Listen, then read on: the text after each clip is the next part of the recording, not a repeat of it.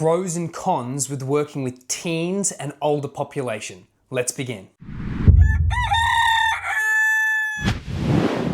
All right, team. So let's look at some of the things that are awesome about working with older population and teens and some of the troubles you're going to run into. I heavily suggest that you find a demographic to work with that's for you specifically.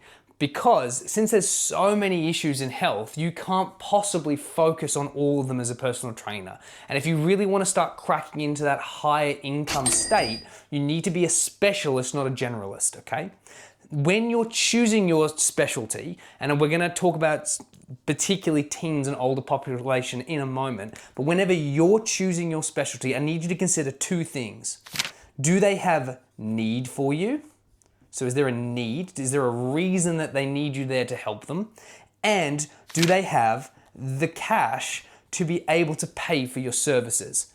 This space, where they both have need and cash, is why we love teens and older population. Because older population have a lot of injuries and they have a lot of need of social interaction, and we have a lot of things that they need to be working on to improve their health long term. As well as they usually have the finance to be able to pay for things because they're at the end of their careers. Amazing. They tick the box. We love older pop because of those reasons.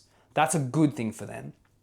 It is the same as teens and younger population, where although they don't have the cash, most parents are always eager to help their kids be better than themselves. They want to get them into sports and they want to make sure they are happy, healthy, and live a good life. So the parents have the cash to fund the kids. And most kids don't have the skills yet to do the stuff they want to do. They're still learning life, and that's why they have a huge need for personal training. So both of these demographics tick off this box.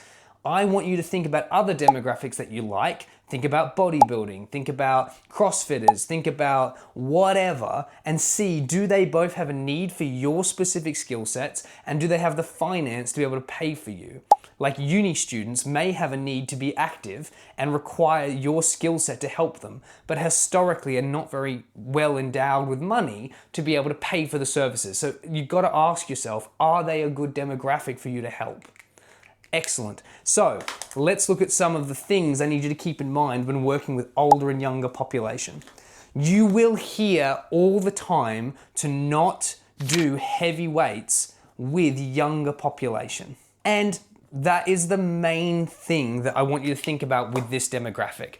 When young people are growing, they have growth plates in them, okay, in their bones, and as they develop, those gooey, beautiful growth plates will extend and help lengthen their bones.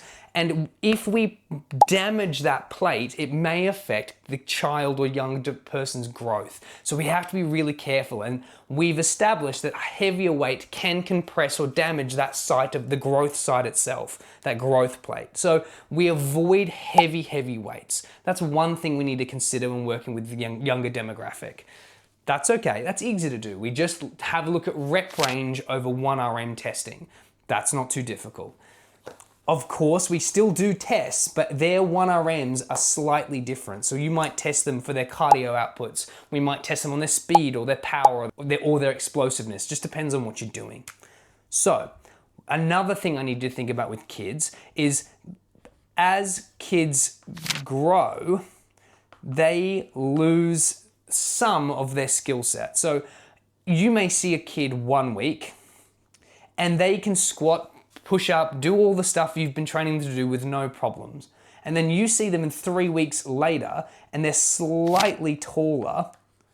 And so they've kind of got to learn their body again. So they're a little bit longer. So they're kind of wobbling around. They're kind of like a baby giraffe. Their proportions are now off.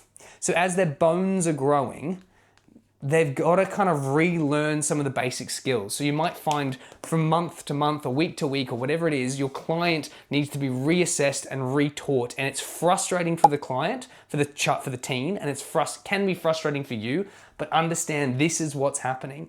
The kids' bones will grow quickly, and this can lead into issues with muscle stuff. As the bone grows quicker, sometimes it's hard for the muscles and the ligaments and joints to keep up with the growth. So the kids can start having growing pains or things like Osgood-Schlatter's disease in their legs and things like this. So I need you to understand your scope of practice and make sure you have a nice referral system out and about. Don't fucking do it yourself if you're not confident. When you're learning to be a specialist, find another specialist who does these things.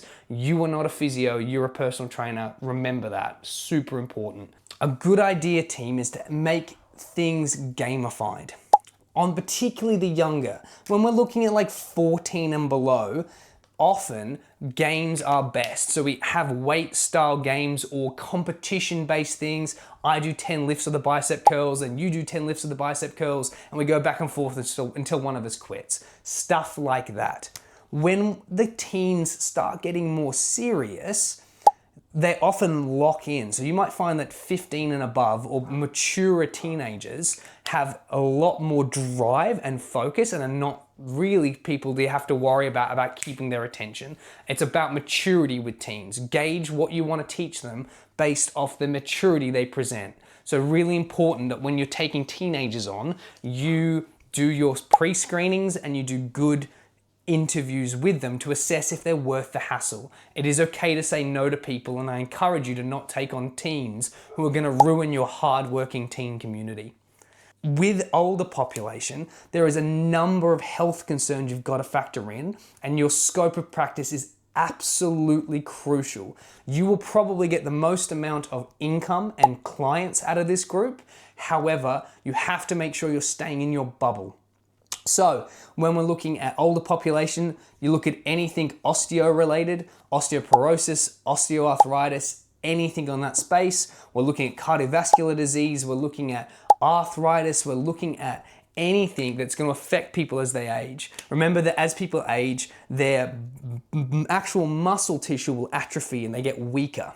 So will their bones. Their bones will get weaker, their ligaments get weaker, their cognition gets reduced. So your job as a personal trainer with these people is to make sure that stuff is engaging so that their brain feels like it's working. We need to make sure we're doing some sort of muscular strengthening stuff so that way we can offset this atrophy, and we make sure we're doing some sort of bone density work and some sort of balance work. Now you can do combinations of all these four things. So we do balance, we do bone, we do muscle work, and we do mentally stimulating, so mental work, okay? Now that might just be ball catching on one foot. It might be that we do some single leg RDLs. It doesn't matter. I can't tell you what to do, but just remember that these are the things that we're looking at with older population.